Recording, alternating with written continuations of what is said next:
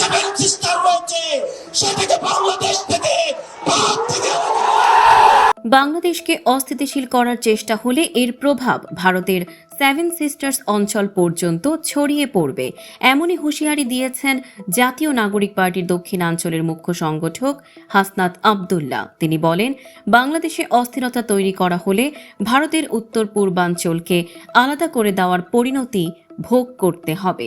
কেন্দ্রীয় শহীদ মিনারে ইনকিলাব মঞ্চ আয়োজিত ওসমান হাদিকে হত্যা চেষ্টার প্রতিবাদে সর্বদলীয় প্রতিরোধ সমাবেশে বক্তব্য দেওয়ার সময় হাসনাত আরও বলেন, আগামীর বাংলাদেশে কেউ যদি ওসমান হাদিদের ওপর হামলা চালানোর দুঃসাহস দেখায় তাহলে সেই বিদ্রোহের আগুন শুধু দেশেই নয় সারা বিশ্বে ছড়িয়ে পড়বে। ভারতকে উদ্দেশ্য করে তিনি বলেন, স্বাধীনতার 54 বছর পরও বাংলাদেশকে শকুনদের হাত থেকে মুক্ত করতে আন্দোলন করতে হচ্ছে। তার দাবি, আবারও কিছু শক্তি বাংলাদেশের মানচিত্রে থাবা বসানোর চেষ্টা করছে।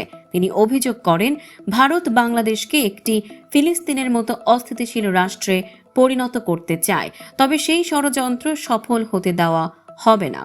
নির্বাচন কমিশনের সমালোচনা করে হাসনাত বলেন, বর্তমান নির্বাচন কমিশন মেরুদণ্ডহীন। তিনি দাবি করেন, প্রয়োজন হলে নতুন কমিশন গঠন করা হবে।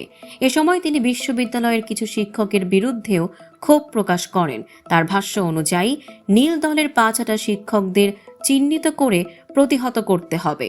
মঞ্চে এক কথা আর গোপনে আরেক কথা বলে জাতীয় ঐক্য গড়া যায় না বলেও মন্তব্য করেন হাসনাত। দর্শক, সাম্প্রতিক ও চমকপ্রদ সব খবর পেতে ফলো করুন আমাদের ফেসবুক পেজ CB24 TV এবং সাবস্ক্রাইব করুন ইউটিউব চ্যানেল CB24 অফিসিয়াল।